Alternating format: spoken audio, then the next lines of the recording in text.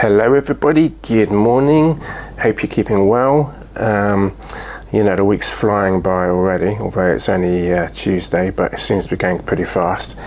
I thought I'd make a video today about a couple of different things really. So it's going to be a kind of general video about a number of different things which we're going to get into in a moment.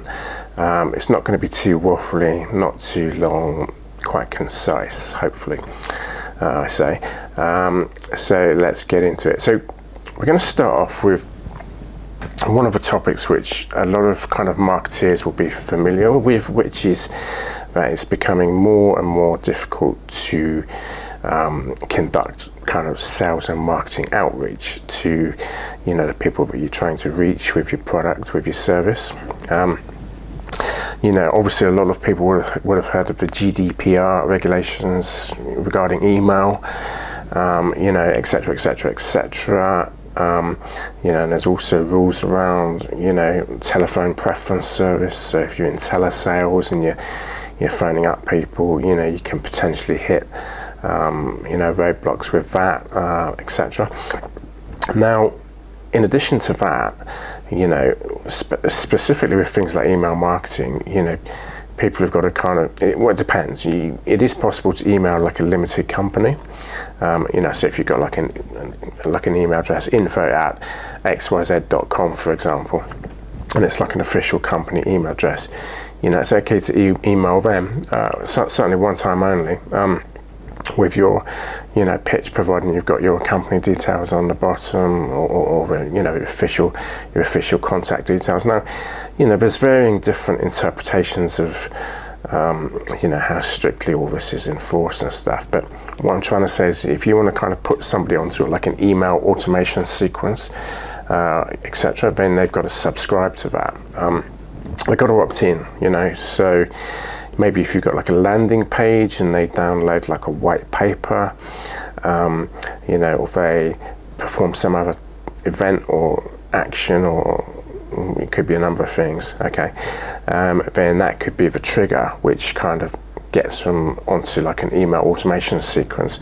But also these people can opt out as well, so it's not as much of it's all very well saying, we are going to do email marketing, as a company or a brand. But, if people don't opt in, and specifically if they opt out, that's going to have an impact on your campaigns, So now, with regards to like paid ads, which is a very broad term, by the way, mainly people think of Google ads when they talk about paid ads, but, it could mean Bing ads or LinkedIn ads or Meta ads or TikTok ads, or, it could be a number of things, okay? So it's not just specifically Google ads, although Google ads is the most widely well-known, arguably targeted ads platform out there. Okay, there's also things like AdRoll, and many others. So it's a huge term. But the point here is that, although not that many people, because I researched this the other night, about apparently 1 to 2% of people have disabled the ads in their Google account.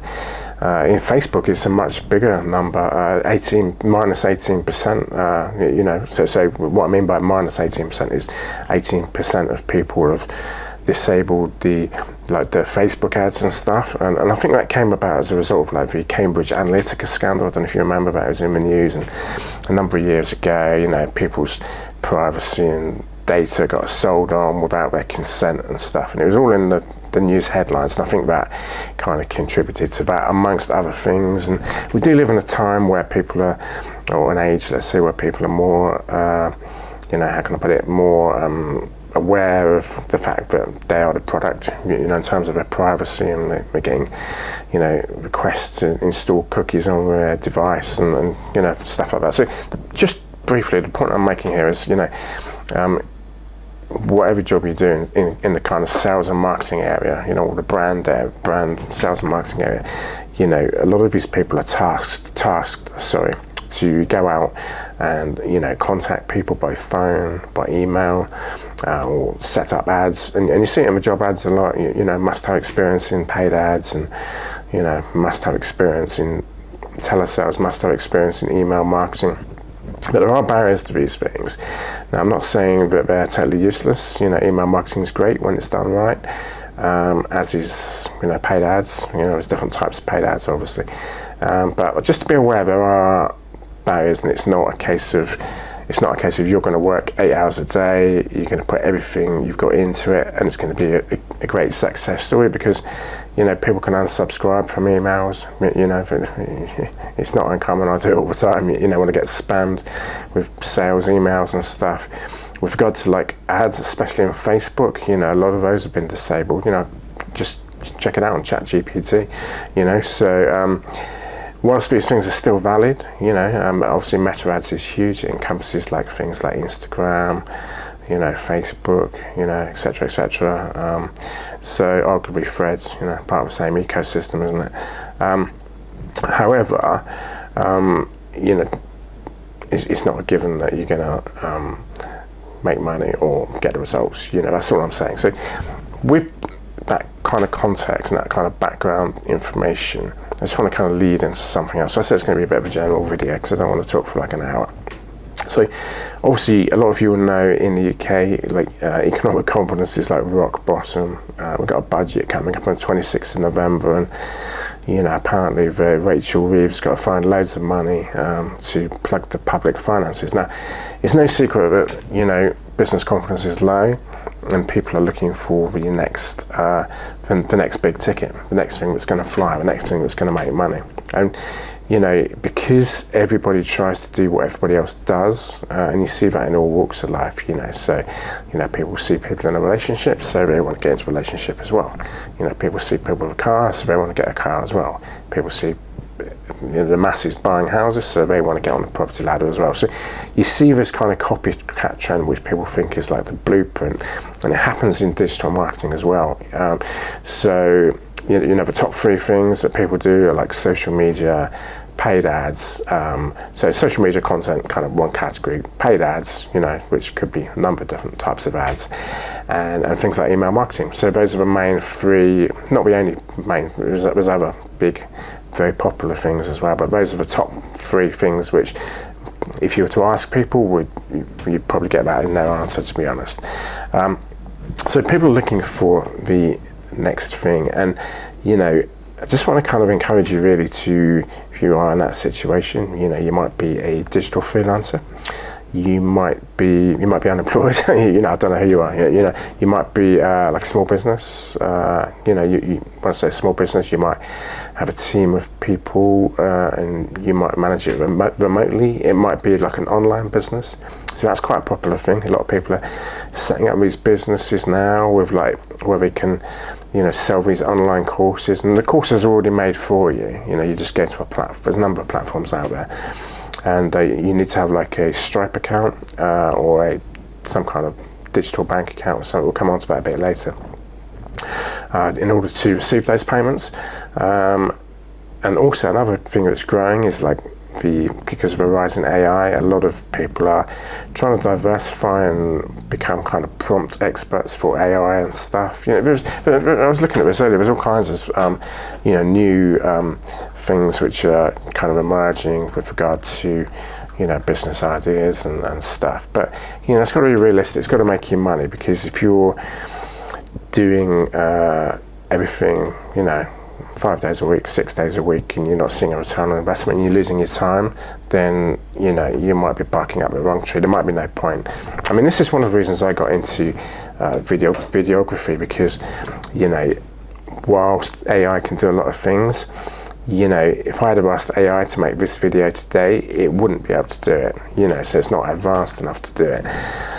It might be able to cobble some things together from different sources, like story blocks and different content platforms, but it wouldn't be able to put together a video, I don't believe, saying exactly what I want to say, and only I know what I want to say because it's in my heart, in my mind, etc., etc. And AI wouldn't be able to do that. Yeah, for sure, it can mimic my face and my actions, and with an AI voiceover. So, but it wouldn't be able to do what I can do with like the videography side of things, and that's kind of why I got into it, because you know, I'm well aware that, you know, skills change, demands change, trends change, and, you know, as we all get a little bit older, not that I describe myself as like an OAP, but as we all get a little bit older, you know, a lot of the things that we train for, like in younger life, become obsolete. And you know, you can see that in certain products as well. You know, certain things we might have bought, you know, many years ago, like who remembers cassettes or, you know, CDs and stuff like that. And, you know, CDs are still around, but people are streaming music now, much more than ever. So that's like the growing thing. And you can apply it to, I'm sure you don't need to be a rocket scientist to figure out that, you know, things do change, and it's just a case of, you know, evolving and keeping your finger on the pulse and just being a bit more current and a bit more up to date and stuff like that. So that's kind of why I got into YouTube, because I, you know, eventually, you know, when I got many more subscribers, you know, I too would like to do a bit more traveling and stuff like that. So yeah, with just following on from that, I mean, I've always mentioned, you know, Tbilisi in some of my digital nomad videos and stuff. Like, it's one of the few destinations where British people can go for 1 year without a visa, no questions asked. I mean, yeah, they might want to see that you know, you're legitimate and you've got enough money in your bank account. But what I mean is, there's no minimum threshold like there is with some countries to, like if you go to Portugal, you need to be earning it's over 3,000 euros a month, etc. And with some of the other countries, it's more, you know. So I think, yeah, it varies from country to country. But with Tbilisi, you can go there you can just literally, who remembers what Europe was like before Brexit? You could literally just get on a plane, Ryanair, EasyJet, go to any country, you know, with a rucksack and maybe a couple of £100 and just see how it goes, you know. And that's kind of, in a nutshell, what you can do in Georgia. You probably need a bit more money than that, to be fair. I think you need to be, you know, turning out with a couple of grand. But you can literally see how it goes for 6 months before you even become tax resident. So you stay, if you leave on the 183rd day, or just to be safe, 182nd day, then you won't be tax resident. Now, you know, unless you go back to Georgia within like a 12-month calendar period, then you'll be tax resident. But, you know, you can stay for a whole year, and depending on what you do, whether the type of business that you do, the taxes could be as low as 1%, or it's either 20% if you know, work for like an employer, you know, in Georgia, or certain types of businesses. And for other types of businesses, it's like as low as 1%, certainly for a period of time. But, you know, there's a lot of good things there in terms of like the culture, and people are a bit more real. You know, it's a lot more developed than parts of Cornwall. I mean, you know, people talk about the villages in Cornwall, and they think that's it, you know, driving into town, going to Tesco's, you know, getting a sandwich, you know, whatever it is, you know, and then maybe going down the pub on a Friday night to gossip about the other villages. That's no nonsense, you know. But look, I mean, just getting back to the video, it's the actual capital city, Tbilisi, is twice the size of Bristol, so it's got a population of over 1 million. So yeah, it's quite a size. There's no way you could see it all in a week, or, you know. I don't think, because there's so many people, it's so diverse, I don't think you'd get bored. But at the same time, there's also these kind of quirky back streets and streams and stuff. You know, there's a cable car there, and you know, a lot of modern buildings, as well as the old town, and a lot of historic churches and parks and walks, and yeah, the cafe culture and co-working spaces, and the people do seem a bit more real. You know, English is widely spoken there. You know, and I actually know some people who've been. They said it was great. You know, I'm thinking about doing it myself, to be honest. You know, certainly giving it a try for maybe 2 or 3 months next year, just to kind of. I mean, I've seen the videos. I've spoken to people that I know who've been, but I just maybe like to just kind of try it myself, just see how it goes. You know, I mean, the chances are, based on what I've seen online, you know, I'll probably enjoy it. It does get a bit hot in July and August, so, you know, depending on how that goes, you know, maybe I might have to come home for, you know, 2 months or whatever to get out of the blistering heat or whatever. But yeah, the rest of the, I mean, I would say the best months are kind of, you know, March, April, May, June, September, October, definitely. There's some quite big festivals, September, October, a bit like, not quite like Oktoberfest, but something similar with lots of, food and drink and different events around the city and stuff. And, they do like a big Christmas lights display, and it's a lot better than anything in Cornwall, to be honest. I'm just telling you the truth. If you look at anything in Cornwall, like people, the capital is Truro, but there's not much there. I mean, every time you go there, there's, got M&S, a few shops, and by the time you party, you can't get something to eat, you're bored. So it's not on that kind of micro scale. It's much, much bigger, and you can see that in the cosmopolitan, population and the mindset of the people who live there. They've got some, let's say moderate to large scale shopping centres. Again, much bigger than anything you find in Cornwall or Devon, or maybe Somerset, So yeah, it's something on the back of my mind. I'm thinking about doing it. But in order to do these things, you need to have a way to get paid, and this is the kind of the next part of my video. So like I obviously I don't bank. I bank with I'm not gonna say which one. It's a building society in the UK, but I've been with them for like 10, 12 years, and they're great. I've never had a problem with them. They're really good, actually. To be fair, it gives me everything I needed to do. I don't pay a monthly fee. It's a proper financial institution, and it's great. But there's one snag. Like, if you want to, because I do the freelance work, so if you get paid once a month and you're working for an employer on a kind of freelance basis like that, where you pay your own tax and national insurance, yes, I can get paid like that. But if I wanted to start, I'm not saying I do, I'm not saying that's what I do currently, but if in the future I wanted to start like a business, let's say, something like what I was talking about, flogging these online courses or doing anything like that, then I would have an issue if there was lots of payments for like £40 coming into what I describe as like a personal bank account. Now, whilst it's not illegal to, I've looked this up. It's not illegal to. Maybe I got that wrong way around. It is legal to have a personal bank account if you're a sole trader, okay? You're a freelancer, digital freelancer. But, you will find, if you look in your bank's terms and conditions, that 9 out of 10 banks will not allow you to use a personal account for business payments, okay? So, I'm just talking generally, let's say. So whatever your business might be in the future, okay, you could be like a barber where people tap on a little device, contactless. You could be like an online business where people paid straight into your bank account via Chaps or Swift, or if it's international customers. But these personal bank accounts, they have terms and conditions where the banks won't allow you to use them for lots and lots of micro payments. So if you've got 100 people paying 50 quid a month into your account, you're gonna have a problem with that. That's different to getting paid sort of, let's say, £2.5 a month into your personal bank account, and maybe where you do sort of 1 day a week for somebody else, and you get paid another sort of 700-800 quid for that. So that's completely different. So, but in recent years, there's been a lot of challenger banks in the UK. Now, I'm not sure if I've got them more in front of me, but I can remember most of them. So there's like Starling Bank, there's like Monzo, there's like Virgin Money, where they do like an M business account.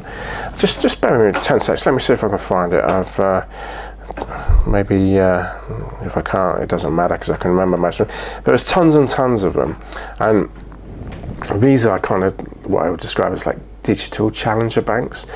There's different thresholds for different things. So some of them will want to see that you are a limited company. There's quite a few which will accept like sole traders, also known as like digital freelancers. That's kind of category I fall into, like digital freelancer. And there's quite a few of them, and I think times definitely moved on with innovation and Fintech, they call it, financial technology. So a lot of these business bank accounts are app-based. Just be a bit careful, because not all of them are, I'm not a financial advisor, but from what I've read, not all of them are banks. Some of them are electronic money providers. So that means they basically hold your money with a with a third party, and they charge like a fee for taking money in, taking money out, etc., etc. And depending on the size of your business, or the business you hope to start, let's say, that's a better way to put it, you might find that it's not really suitable for you. So some of them charge £10 a month for like a Visa or a Master. Sorry, £10 issue fee for like a Visa or a Mastercard. But I've got a Visa card with my building society. But what I'm trying to say is just look at the devil in the detail. Look at the terms and conditions. Some are better than others. Like I said, there's quite a few. There's at least 7 or 8.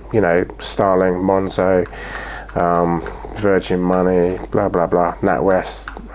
I think it's called Tide. Tide. And then there's like Metal, which is run by NatWest Group, and there's quite a few others. Now, there's different criteria, so some people might qualify, some people might not qualify. I guess we can draw the conclusion that compared to personal accounts, okay, most people probably wouldn't qualify, because there's tens and tens of millions of personal accounts. But when I researched this the other day, I found out it was only 777,000 of these kind of challenger bank new digital accounts, that I'm talking about. So we can draw from that not everyone will get through the net. If you're a sole trader, if you're just starting out, you need to actually prove that you have, something, whatever it is, rather than just like a website you've put up 24 hours ago with one like, and what you see what I mean. These, because they have to do the KYC, know your customer, so they're going to be looking at, they'll ask for like your identity documents, like your passport, your driving license. They'll ask for your website or your portfolio, and they're going to want to see something real, not just some nonsense website that you put up yesterday, with like, happy clappy, whatever. They're going to be looking for something real. Now, that doesn't mean that you have to be at some kind of stage of great monetization, but we just want to know that you're not feeding them a pack of lies to launder a load of money. So, but just the reason I mention that is just because there are new solutions out there now, which there weren't, pre-2015, I don't believe. So, it's really useful for digital freelancers, and a lot of these things are operated from an app where you can freeze the card, unfreeze the card. You can adjust the contactless limit, and stuff like that. So, yeah, it's another development of fintech, and how technology has advanced. But if you are in the digital freelancing space, you're probably best advised to try and, if you can, sort something out. Now, not everyone's going to get it. Obviously, there's, as I mentioned, there's many more people who've got personal accounts as opposed to business accounts. But if you've got a business account, you can have your company name, even if you're a sole trader or you're a digital freelancer. And I just think it looks a bit more professional, being able to email and request money from your customers, excuse me, depending on what you do. So I just thought I'd mention that. So look, I'm not going to talk for long. I'm probably going to wrap it up here. Actually, I wanted to keep the video short today, but I just wanted to make a video because it's been a couple of weeks since I made a video, and I thought I'd kind of show my face and say a few words. So thanks for watching, listening, and same thing. And I hope to see you again soon on the next video. Okay, so take care, have a great week, and I'll see you soon.